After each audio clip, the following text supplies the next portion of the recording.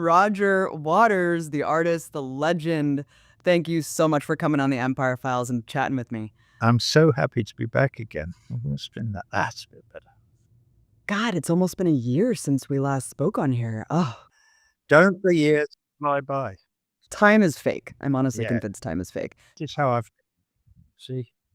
I feel like a sort of hedgehog with a skull in its front, like a bit like that. Actually, I don't, but I love this coconut. So sorry, I'm sorry to.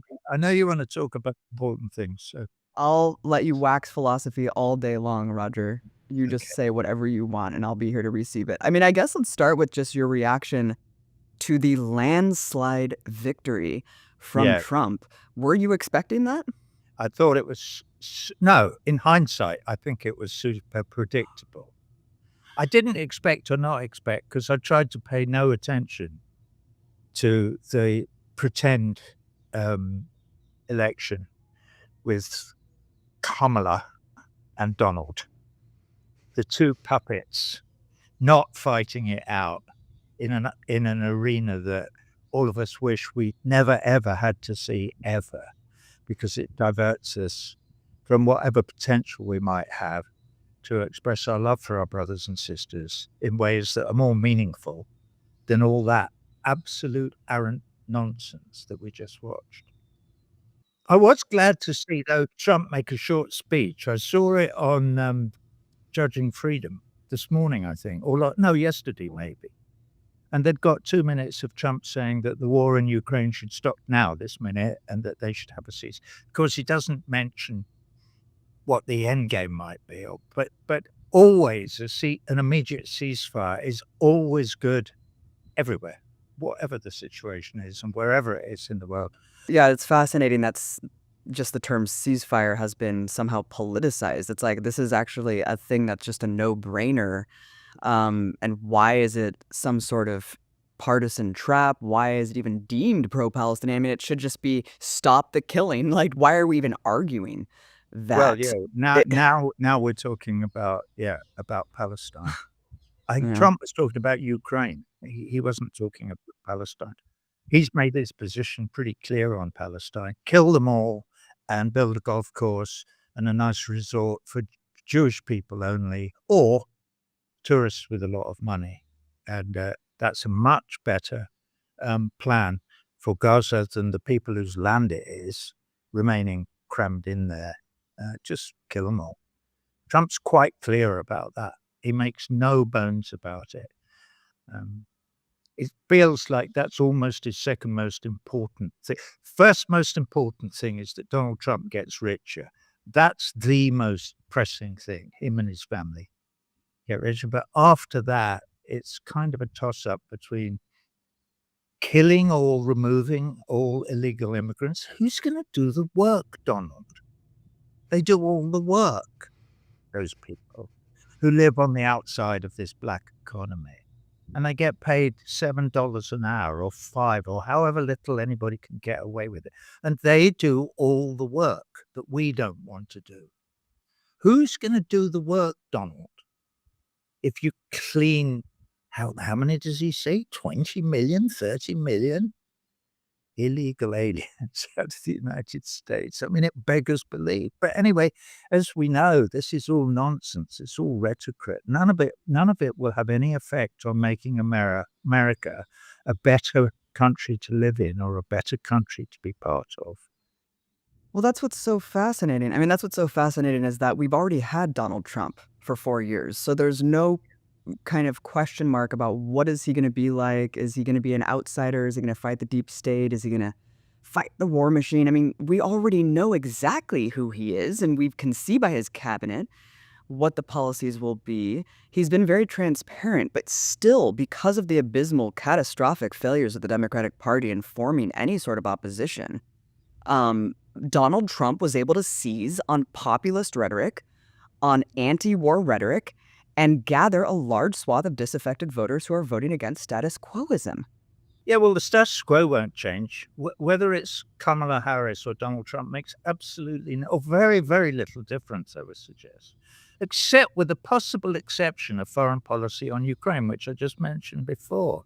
You never know. It may be that the Donald has got some weird, quirk in his head that he feels that Ukraine is a drain on his pocket, and in consequence, he wants to cancel it. Obviously, he couldn't give a shit what happens to the Ukrainian people. Otherwise, he would have been fighting against this war since it started in February 2022, and he hasn't been. We live in Mhm. fascinating times, don't we? Do we care about human rights or not? And the answer, if you are anything to do with the status quo is in America, is a resounding no, we don't. Because anyone who voted for Donald Trump or Kamala Harris is saying as loud as they can shout it, we don't give a fig for human rights or international law or life and death of our brothers and sisters all over the world. We just don't care. And that here are our votes saying we don't give a shit. And that so where is there to go? You know, my view is that you can either go downhill until you get back into the 18th century or certainly in the middle of the 19th century when slavery is still legal, and just go back there and say, listen, we are still committed to the idea of white supremacist manifest destiny. Palestinians are natives, so we're going to kill them all, and then we're going to turn their country into a golf course and also a place for where Jewish people can go. Okay, and live, and they can help us to kill all the indigenous people there, and that's okay. We're fine with that because it suits us. We like golf courses, okay?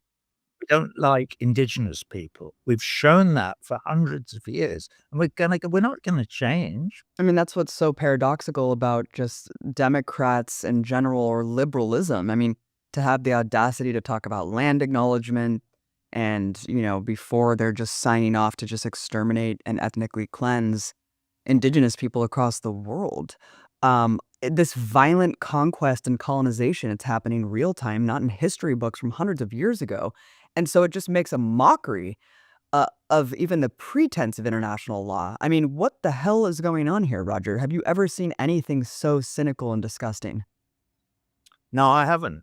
Um, People say Piers Morgan said to me, "Yes, you have. You were born in the Second World War." I said, "Piers, I was 5 months old, in I was born in 1943. I didn't see the Holocaust. I was a tiny baby. Of course, there were horrible, photograph albums with pictures of Belsen being liberated, and so I saw lots of photographs of very thin dead people after the war. But but I also was sort of around at the beginning of the National Health Service. And I was around after the Declaration of Human Rights on 10th of December 1948. I was 5 years old. I wasn't really old enough to quite get what was going on, but I could read about it later.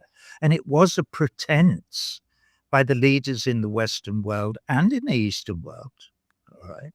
It was a pretense towards at least um, that we did believe in universal human rights, and the United Nations was supposed to be a body set up to protect universal human rights.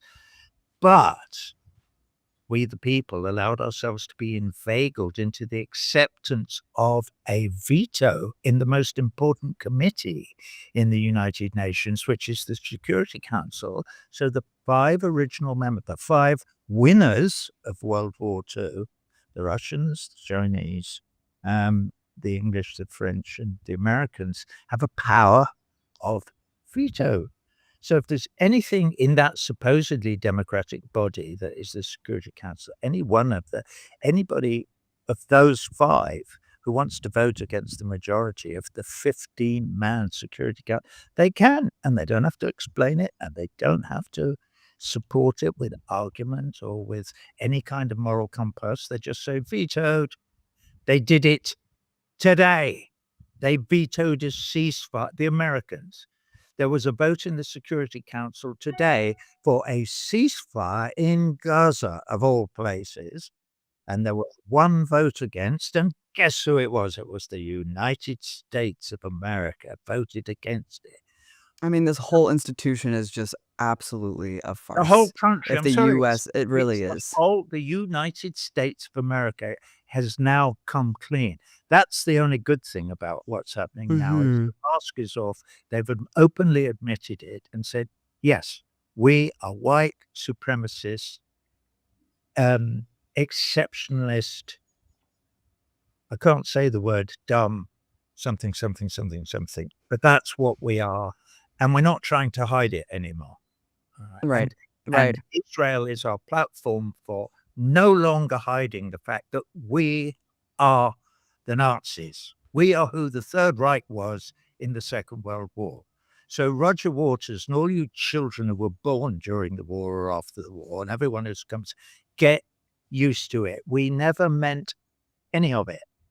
It's amazing because it really is similar to Nazi Germany, looking at what Israel is doing and, obviously with the United States subsidizing all of this, I think 70% of war costs come from this country, my country. Yeah. But what's so curiously different and starkly different about World War II is that you don't have allied powers sacrificing millions of soldiers to defeat Nazism. It's actually the inverse, where you have the allied powers supporting the Nazi state and basically deciding that there's no red line they can't cross. You mean now supporting Yeah. Israel? Yeah. Yeah. Yeah.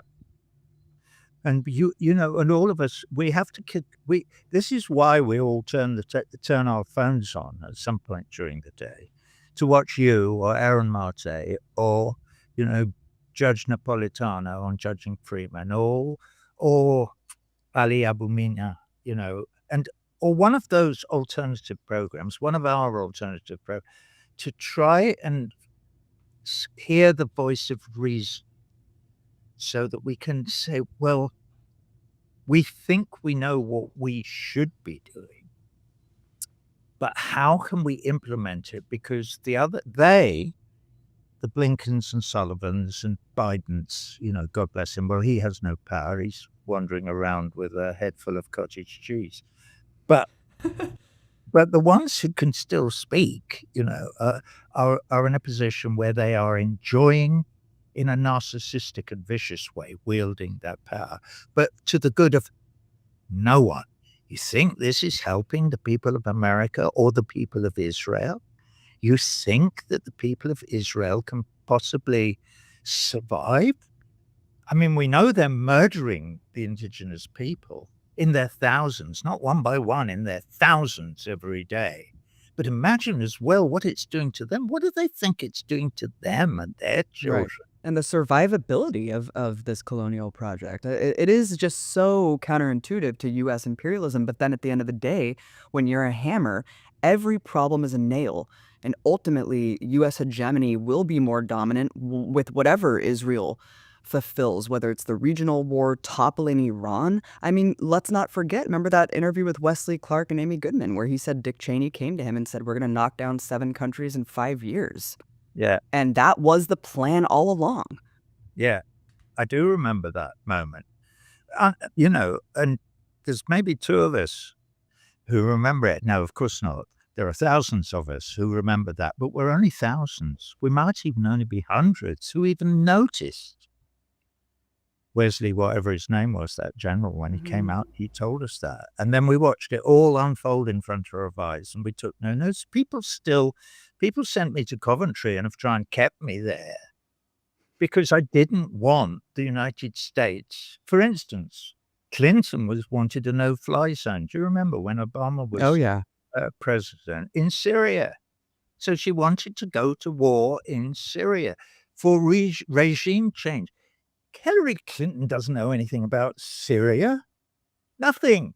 I guarantee you she's completely ignorant. She has no idea who the Syrian people are, how Syria was created. Bet she knows nothing about Sykes-Picot or what happened at the end of the First World War or anything. She just knows that they want to interfere. And maybe she knew about Wesley Clark and that story of him Well, I going. just heard the most hilarious, I just saw the most hilarious article about how when Bill Clinton, the affair with Monica Lewinsky blew up, and Hillary didn't talk to Bill for 8 months after that. The first phone call she made to Bill was to tell him to bomb Yugoslavia. Hmm. And that's what saved their marriage. Wow. So they did, and they bombed the Chinese embassy. Mm-hmm. Yeah, Mm-hmm. nice. Well You done. know, I mean, it's amazing. I mean, you're talking about when you were born and the context of World War II. I mean, I was born under Reagan.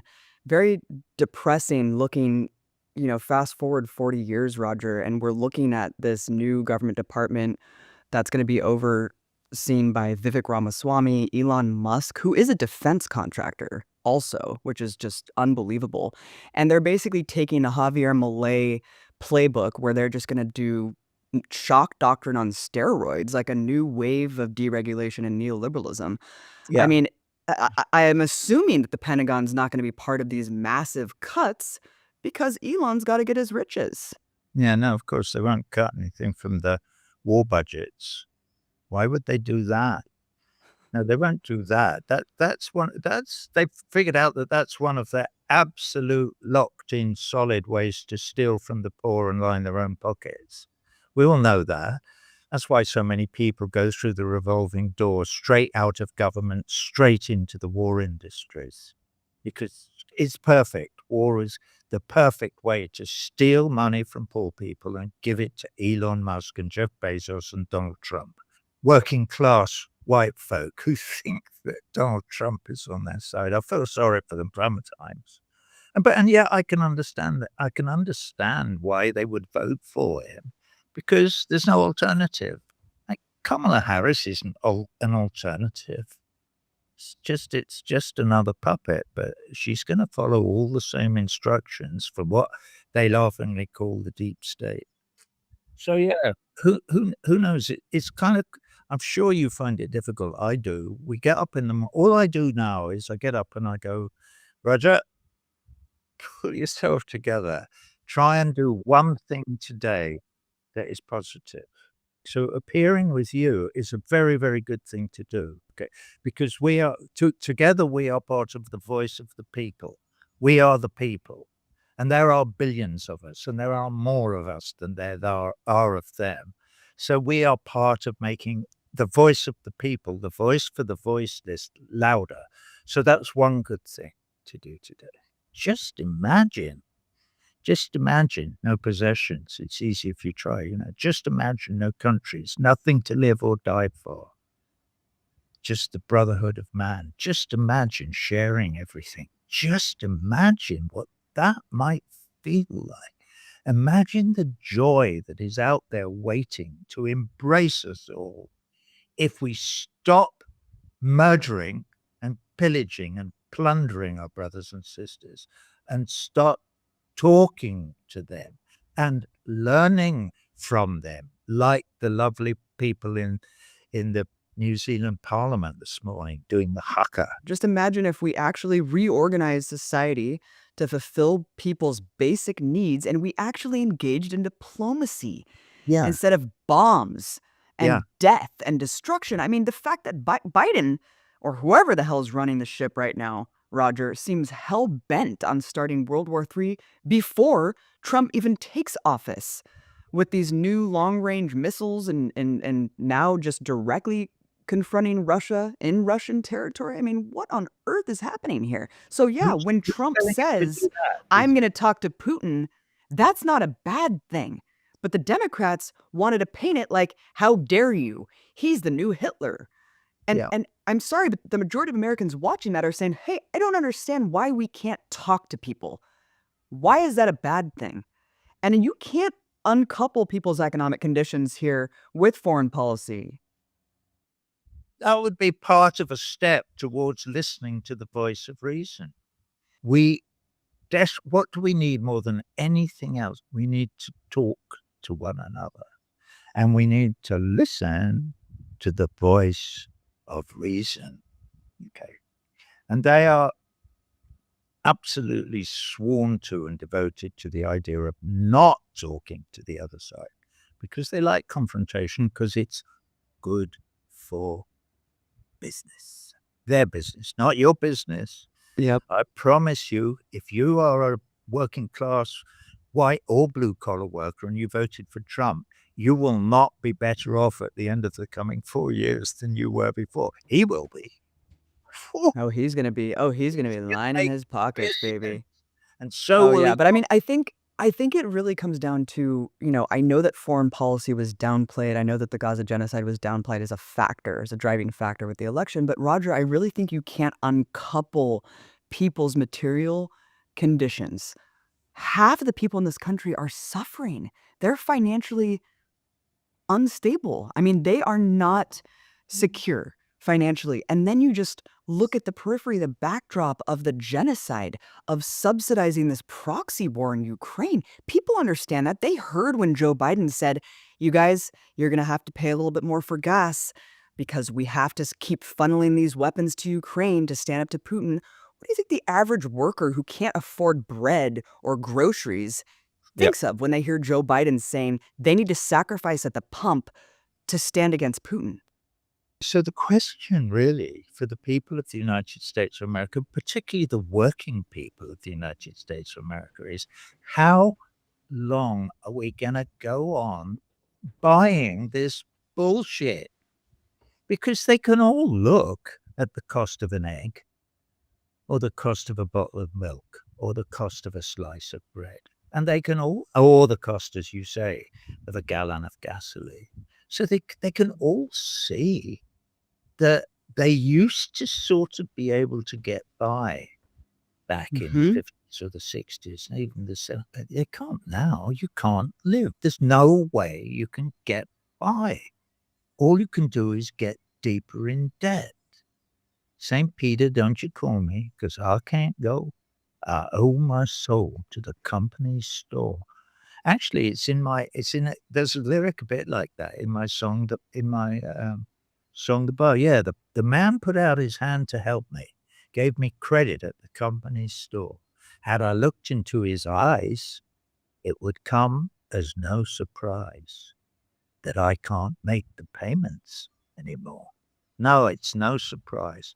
So when are you gonna stop believing the mainstream media and believing what you see on television and all that stuff and go, "Whoa, they are stealing our lives from us. Our whole lives are being stolen by the very, very wealthy."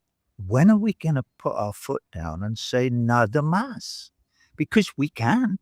There's a lot more of them, but they manage to hoodwink us again and again, and at the moment, the main hoodwinker is Donald Trump, but not by much. What percentage of the vote did he get? 55, 56% or so? No, it's not like huge.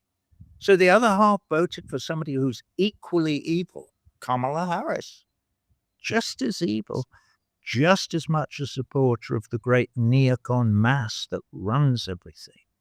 And that is, is that gang, they're gangsters and they're stealing everything that you have and that your children and your grandchildren have all day, Yeah. every day, while they Yeah. smile at you and make jokes like effing Musk. What a prick. And you take a moron like that seriously? I mean, Well, how do stole you feel? I the mean, technology. Elon Musk is basically our shadow president right now, considering how much of his own money he threw into the super PAC for Trump. Yeah, it's incredible. Maybe however many billions he paid for Twitter was worth it, because enough people are dumb enough to believe his bullshit. I mean, At first I thought it was because he was so desperate to be culturally relevant and funny and be in the know because he really wants to be that kind of edgelord meme guy. But right. Roger, at this point, I think that there's a way more insidious plot here that we've seen unfold.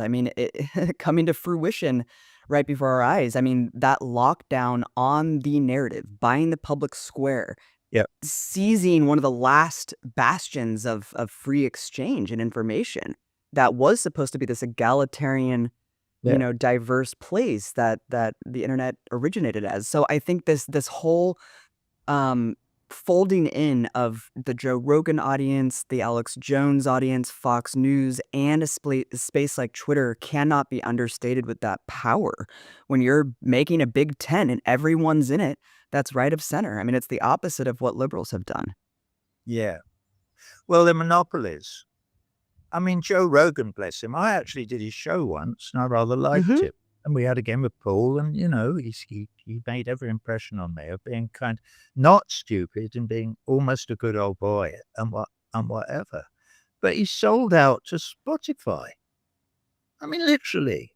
There's quite a good thing that I saw, probably on TikTok, something of a woman saying, "Have you seen this great new restaurant? Oh, it's fantastic. You can go in, and for $5, you can have any meal that you want, and they're amazing meals, and they're from all over the world, and they're all cooked by the very best chef." He said, "The only problem is that the people who create the food, they're very, very badly paid. They don't get paid anything." And then, of course, the payoff is, yeah, it's called Spotify, and it's not Yeah, food, the it's chefs get pennies. nothing. It's all everyone's just I'm slaves one of the working at chefs. the restaurant. Nothing. They've stolen all my they steal all the music. If you're Taylor Swift or Beyonce or something, it doesn't matter because you become so, TikTokified or whatever it is that you get billions and billions of streams for whatever.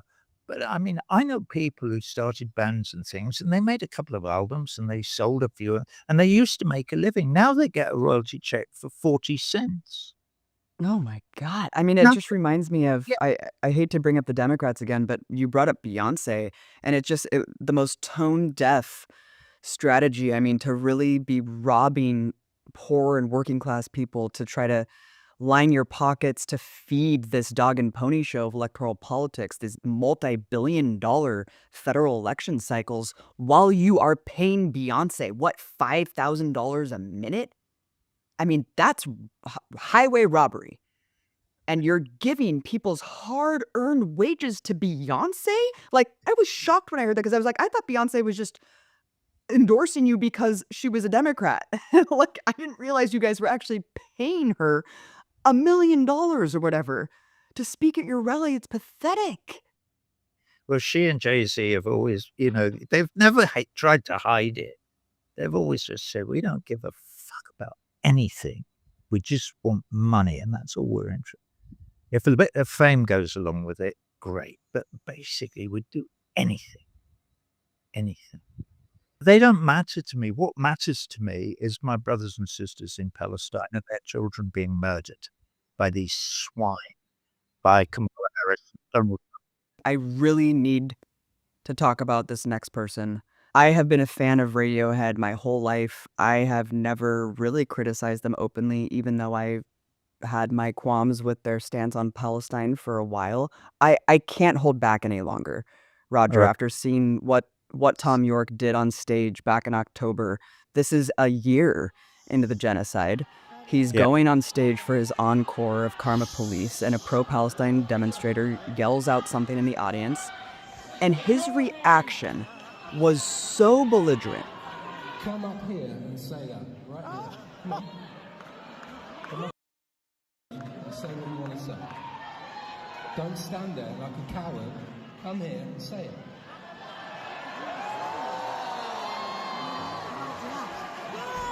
Come on. Come on.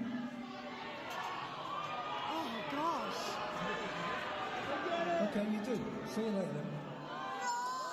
I mean, it was just astounding that you would let one person at a show, a massive concert, throw you off and actually punish thousands of concert goers who probably paid hundreds of dollars, who worship you, who are there crying because they love you so much. Would you ever do something like that? And what was your response to that?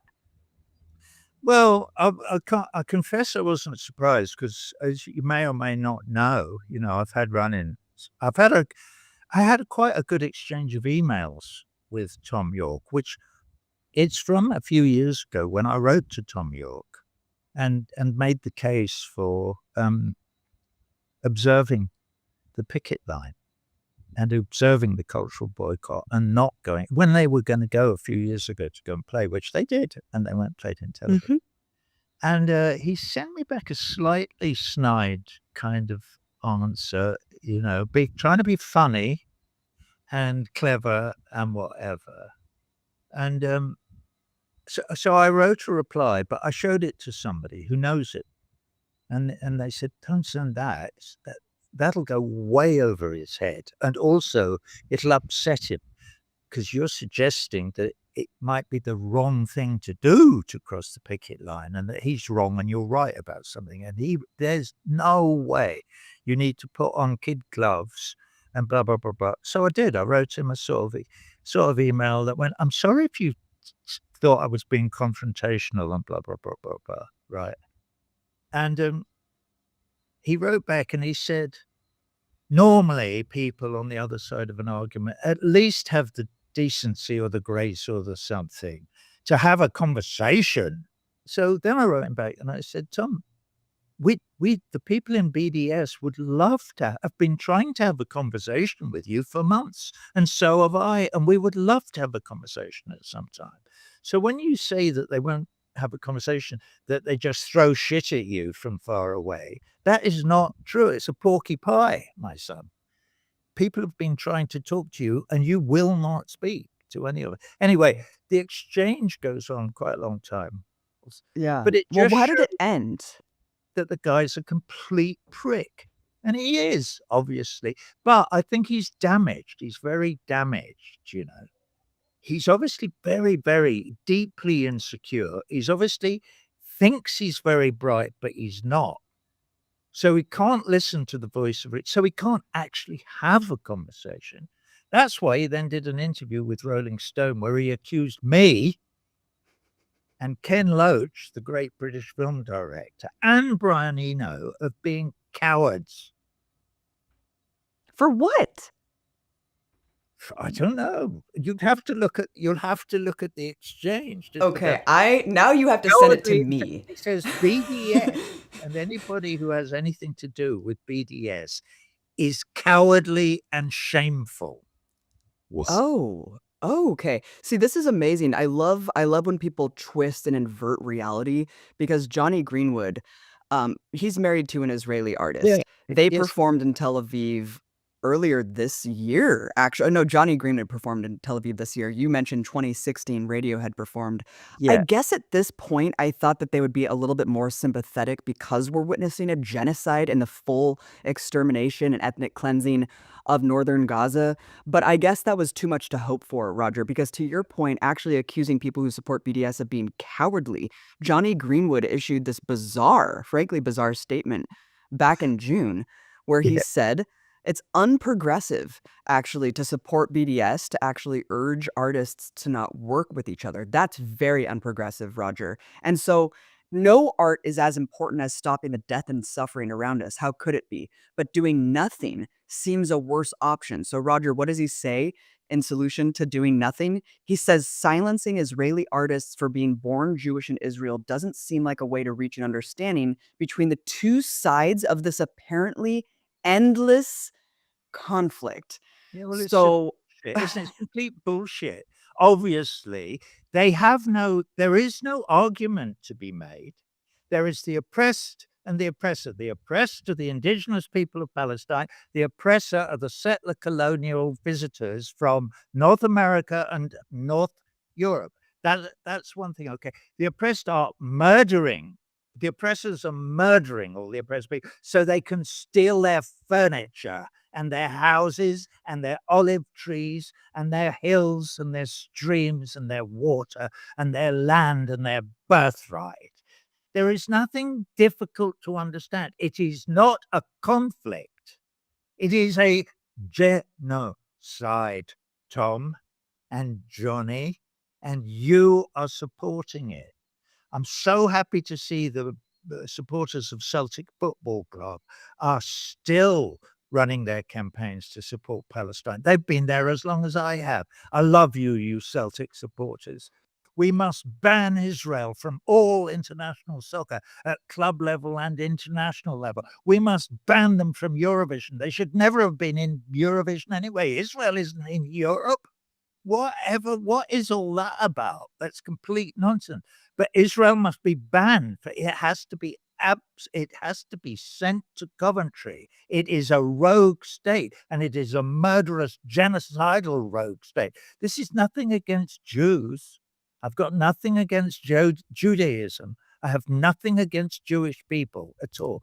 I'm talking about the genocidal rogue state of Israel. I mean, that's what's so Should be particularly egregious and offensive, I think, to anyone with a brain, Roger, to be told that it's actually unprogressive to Oh, it's support the so cultural boycott stupid. of Israel and that we're the idiots, right? We're the cowards because what's really progressive and brave is just acting like, yeah, we could just work with Israelis and just pretend like, oh, this is just a seemingly endless conflict. Oh, they'll be fighting forever. But we should just join up, kumbaya, and let's all just hold hands and pretend like there's not an ethnic cleansing campaign. Let's Yeah, next pretend year that Zionism is not fundamentally a genocidal ideology. next year, Johnny Greenwood, you and your Israeli wife can go and buy a seaside apartment in Gaza and live with the other settlers there. And good luck getting to sleep, you. Can you imagine? Can you imagine? I'm doing a webinar where I'm going to meet some of the protesters at McGill University in Montreal. Okay. And because they are having a big fight with a Zionist billionaire there who gave $30 million to build some bit of McGill. And he's a raging Zionist. Anyway, I sort of attacked him a little bit because he's trying to get the protesters thrown out of the university. There's this businessman. He's given a lot of money to McGill. He's a businessman in Montreal and Canada. He says, as part of his good work for the state of Israel, he's going to put on a huge rock show in Bay Area, which was one of the kibbutzes Oh my on the God. October, to stand in solidarity with the people from that kibbutz, and he's going to get Pink Floyd to play the gig, Oh headline the gig. my God. And I had to respond to that and say, Oh my God. A, that's a bit unlikely, but if I was a large part in creating the goodwill in that name, and if anybody tried to do something like that, it would be over my dead body. I Do you might do get you fucked. what do you think? I mean, is that happening Well, with the ex-members of the band? it's only Gilmore and Nick Yeah. Mason. I'm Do you think absolutely he'd do it just to spite you? That would Nicky be wouldn't do so it. crazy. Gilmore's capable of anything. He Oh my supports God. Israel with unremittingly. He was the one. Him and his wife were putting out Twitters, calling me a raging anti-Semite to the bottom of Oh, I my. remember that. Yeah, I remember it too. Can you imagine spending time and energy and doing that? It's just I mean, I guess this all brings me to just Yeah, where is everyone else? Because for me, I feel like I can count the number of celebrities, including musicians of your caliber, on both hands, Roger, of people who have put their necks out and talked about this over the last year. At this point, we certainly cannot expect anyone more. We already know who's on the side of justice.